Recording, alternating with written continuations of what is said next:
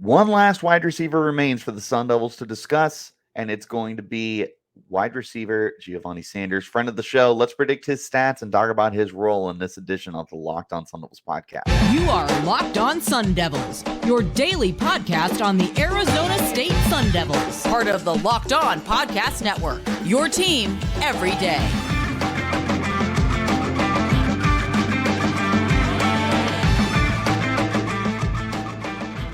Hello and welcome back to the Locked On Sun Devils podcast, part of the Locked On Podcast Network, your team every day. My name is Richie Bradshaw, and I will be your guide for everything Arizona State Sun Devils. A special shout out to my everydayers who are here every day. And don't forget to hit like, subscribe, and turn on notifications wherever you're getting your podcasts. And stay in touch with everything that's going on by following me on Twitter at RichieBrads36 and the podcast at LO_Sun Devils. Now, we've talked a lot of receivers this week. We talked Elijah Badger. We talked, goodness gracious, Jordan Tyson, and we talked Xavier Guillory. But there was one guy that I knew I still needed to talk about, and somebody that I didn't want to leave off no matter what. Not even because that, this player is a friend of the show and they've been on before. And if you haven't checked out that podcast, definitely check it out. But it wasn't even all of that. It was me looking at this player, looking at their role here, and the fact that no matter what's going on with the rest of the receivers, I feel very confident that this player is going to have close to a guaranteed role with the team. And that, of course, is Giovanni Sanders. The reason why, and we'll discuss more of this a little later, is because Sanders is a slot receiver. And when I look at the other receivers on this team with Guillory, with Tyson, and some of the other guys as well, there's not as much competition for like a solidified role in the slot the way that there is for Giovanni Sanders. Like, don't get me wrong, there's other players like Melcon Staval will definitely be a role player for the team. But when I look at Giovanni Sanders, it's hard not to look at him and just think like, yeah, unless something is crazy here, like he really does have this position for himself. And with that comes me pretty confident in giving my stat predictions for him. So let's go ahead and hop right into it.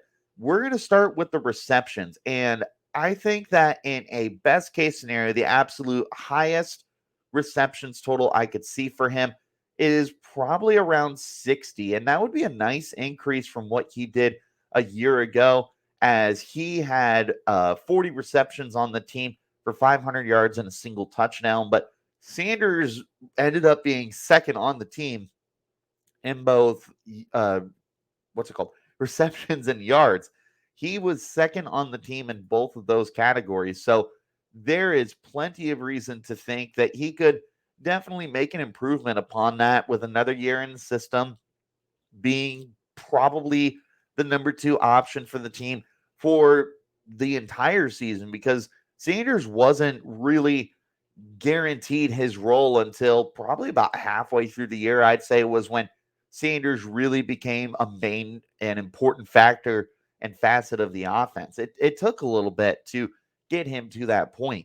And I think that he's going to start the year with that role pretty much solidified for him. Again, being the slot receiver on the team is going to be very important for the Sun Devils. And he definitely is going to have a little bit of an upper hand over some of the other guys that are here. So I think that a best case scenario, probably 60 receptions. I thought about flirting with 70, but 70 is a lot of catches. And even if he is the number 2 option as a wide receiver, he's going to have to compete with Jalen Conyers at the tight end position. And I don't know that I see 3 receivers, 2 and a tight end, that are going to be in that 60 to 70 catch range. So in a best case scenario, I'm going with 60 catches here. In a worst case scenario, I still think this is probably between a 20 to 30 catch guy. I decided to go with 30 here, but I could see lower if like Giovanni were to like start the year as a slot receiver and later on in the year maybe lose that role because of other receivers that are able to step up and whatnot. Like, I think to start the year, he's definitely the guy, but you could have guys that assert themselves later on down the year, which could lead to lower production for him. But my final prediction here, I am going to go with 40 receptions. It's what he did last year. I know, very boring, but I think that, again, one of the things that's going to go against Giovanni here in going into the season is there's just more solidified guys here that are going to uh, contest for those catches. Like Elijah Badger, I predicted a very, very good season for him, stepping up from what he did a year ago. That's going to take away some of those targets. Jalen Conyers is absolutely going to topple what he did last year. His 38 catches, he was right on top of Giovanni Sanders, right below, I should say. 2 catches behind. He's definitely going to get more catches this year. And there's some other guys here to talk about. Xavier Valade last year caught 37 balls out of the backfield. Cameron Scattaboo could be a factor there, but this overall is a lot of wide receiver competition. I don't have enough episodes to talk about every single guy here, which is why we ended with Giovanni Sanders, but we still got to talk about Andre Johnson. We still got to talk about the potential of Mel Constable. Troy Omer is going to be here. We got some freshmen that are coming in like Tariq Black.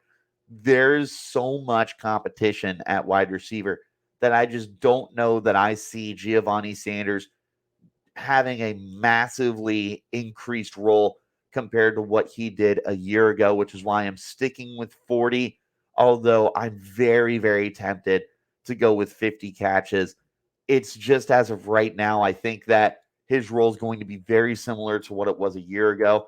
I would love to see him end up with a much more improved year. I just don't know that I see it as of right now, but that could change by training camp. In the meantime, though, I got to talk to you guys about our friends over at FanDuel. Take your first swing at betting Major League Baseball on FanDuel and get 10 times your first bet amount in bonus bets up to $200. That's right. Just bet 20 bucks and you'll get $200 in bonus bets, win or lose. That's $200 that you can spend betting everything from the money line to over under to who you think's going to hit the first home run. It's all on an app that's safe, secure, and super easy to use. Plus, when you win, you get paid instantly. There's no better place to bet on Major League Baseball than FanDuel, America's #1 sportsbook. So sign up today and visit FanDuel.com/locked on to get up to $200 in bonus bets. That's FanDuel.com/locked on. FanDuel, official partner of Major League Baseball. Thank you guys, as always, for tuning in. Wherever you're getting your podcast, hit like, subscribe, and turn on those notifications. Next week, we'll begin looking at some more positions, starting with Jalen Conyers at the tight end spot. You won't want to miss that one. Turn on notifications, everyone. All right, let's hop into receiving yards now. So playing off of the 60 catches, that's a high. The 30 catches is a low. And the 40 catches, that is my prediction. Let's go ahead and talk about, we'll start with the best case scenario. On 60 catches, I think that probably around 700 yards would be what I could see out of the 60 catches. And that is a very, very good scenario for him. That's a very solid to okay 11.7 yards per reception. But again, this is a guy that's going to be playing out of the slot. You're not necessarily going to be looking for him to break off big time receptions or anything like that. Now, don't get me wrong, he's got that potential. He did have a 73-yard catch last year against Oklahoma State. But I don't think that you're consistently going to be relying on him running deep routes. He's not going to be the game breaker that's going on the go routes down the field that you're taking those shots to. I feel like that's somebody else. That's Andre Johnson. That's Jordan Tyson. Those are their roles. Giovanni Sanders is going to be getting that underneath work. He's going to be the guy that they're relying upon to be able to get the tough yards, to be able to take the ball in underneath routes and maybe across the middle and towards the sidelines, outside of the numbers, everything like that. But it's going to be more intermediate stuff. It's not going to be him posting up down the field. But again, playing off of the 60 catches, that's high volume. It's hard not to think that he wouldn't be able to turn that into something. And 11.7 It's not it's not anything crazy for yards per catch, but it's still a very solid number. And turning that into averaging almost 12 yards per reception, that's like first downs pretty consistently, obviously, unless you're more than 10 yards. So I like that. I think that that's a really good scenario for Giovanni Sanders in a best case 700 yards. Now, with that being said, in a worst case scenario, stop me if you've heard this before, 30 catches, 300 yards. I see him right around that 10 yards mark. Last year, he was 12.5, very, very healthy. In a worst case scenario where maybe he's not able to get going too much, or maybe the offense is struggling, maybe he gets his role taken towards the end of the year. It's definitely a player that could see a decrease in the yards he's able to create. Or maybe this ends up being like a Rondale Moore situation with the Arizona Cardinals. If you're unfamiliar, Rondale Moore was used a lot underneath on screens and stuff behind the line of scrimmage instead of being used down the field. Now, while they are different receivers in terms of Rondale was a game breaking deep threat, and Giovanni Sanders, while I'm not saying he can't be, but is going to be the guy that's more relied upon underneath. This would be a situation that I could see where Giovanni Sanders might be used a little more underneath and trying to get him in like a gimmicky role. That's not what I want to see for him. I want to see him working the short to intermediate levels of the field. But that is a situation that I could see in theory. My prediction, again, I'm going really, really boring here. I got him at a flat 500 yards once again. Yes, that is repeating what he did last year. But again, I think that what he did last year was a perfect scenario for the entirety of the season. That's a very healthy 12.5 yards per reception. Can't complain with that. Can't complain with getting that same production, especially if you do have Jalen Conyers become more of like the number two option in the offense, or maybe Xavier Guillory becomes the number two wide receiver here. If you have Giovanni Sanders producing 40 catches and 500 yards as the third, maybe even fourth option on the offense, there should be no complaints here from what we could see here. This would be an outstanding situation for Giovanni Sanders, who I do think is going to take a quote unquote back seat to some of the other guys on the offense. But nonetheless, I do believe that he's still going to have a very important role for the team, which is why I feel pretty confident in my 40 catches for 500 yards. This is also predicated on him taking that backseat role. Otherwise, I do think that he could potentially live up to the ceiling I have for him. One more time, thank you guys for tuning in. Wherever you're eating a podcast, hit like, subscribe, turn on notifications, because next week we're talking more players that are not wide receivers and starting off big with Jalen Conyers. You won't want to miss it. Final touchdown predictions. We'll talk about my overall predictions and why I think Giovanni Sanders is still going to be in for a good year. Touchdowns, in a best case scenario, I actually got 5 touchdowns, and that would be a really, really good season for him. If he were to be 60 catches, 700 yards, 5 touchdowns, that's outstanding. That's number 2 wide receiver status. Keep in mind, I don't expect these quarterbacks to throw for over 20 to 25 touchdown passes. I think that this is going to be an offense that's going to try and get its legs underneath them, take some time to adjust, because this is so new for Drew Pine, for Jacob Conover, for Jaden Rashada, goodness gracious. Trenton Bourdier is back, sure, but again, it's a new offense with Bo Baldwin calling the shots and Kenny Dillingham introducing his system.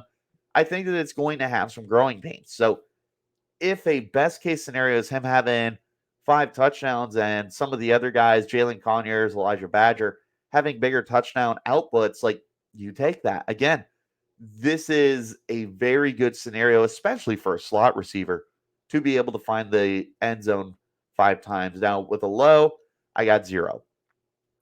That is because Giovanni only scored 1 touchdown last year.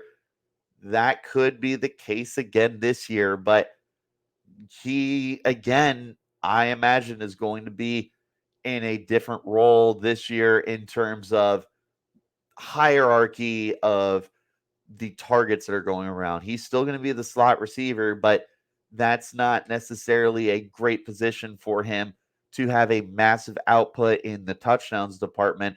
So in a worst case scenario, I do think that 3 touchdowns, or dang it, I ruined my prediction. I think that 0 touchdowns is probably the worst case scenario. Obviously, it doesn't get worse than that. My prediction, as I just said, is going to be 3 touchdowns, and that's 2 more than he had last year. I think that this is going to be a little bit of a better role for him with so many other guys being able to take away everybody else. This is going to allow Giovanni Sanders to potentially blossom into that role as like nobody's going to be taking a look at him. He's going to be able to work the nickel backs and be able to create a little bit more underneath. In a 40 catch, 500 yards, 3 touchdown season, you take that from a number 3 option, maybe even a number 4 option on this offense. That is a really, really good season for the team and for Giovanni Sanders to put out. So overall, the best case scenario, 60 catches, 700 yards, 5 touchdowns. That's what you would look at for a number 2 receiver, which Giovanni Sanders could still be. He could still be the number 2 wide receiver here. He could still be the 3rd option on this offense. It doesn't mean that because Guillory's there, because Tyson is there, because Omer is there, like it doesn't mean that he's automatically going to be the 3rd receiver. Even working in the slot, he can still be the number 2 option at the wide receiver position here, which is why a 60 catch, 700 yard, 5 touchdown season could still be an absolute best case scenario if he builds off of what he did last year. And a worst case scenario, the 30 catches, 300 yards, 0 touchdowns. To me, that says that he really did take a massive backseat on this offense. I don't think that that's indicative of his talent. I think that would be more to do with his role in the offense and what they're trying to do with him. It's a very not ideal situation from a player that you anticipate will have a really nice role with the team. Prediction of 40 catches, 500 yards, 3 touchdowns. I feel like that's a safe prediction. If Giovanni Sanders didn't have as much competition, I would be leaning more towards his best case scenario for my prediction. But because there's so much talent and also he's going to have that slot role, I think that this is a very, very good season for him. 40 for 500, an increase in touchdowns from 1 to 3. You take that. You take that from a 3rd option, from a 4th option. That is very, very ideal for your team. So, final thoughts here. Giovanni Sanders is definitely the slot receiver until further notice. Yes, there's going to be competition, but I just don't know how many guys are really going to be able to usurp him for anything that's substantial at the slot position. I think it's Giovanni Sanders to lose. That's what I think. What do you guys think about Giovanni Sanders? Is he the number 2 option in this offense? Is he going to take a smaller role this year? Is he the starting slot receiver? What do you think of my stat predictions? Give me your predictions in the comments on YouTube or hit me up on Twitter at RichieBrad36 or the podcast at LO_Sun Devils. But as always, thank you guys for tuning in. That's all that I got for you guys on today's episode of the podcast. Tune in next week as we start with Jalen Conyers. And until then, you keep it locked right here on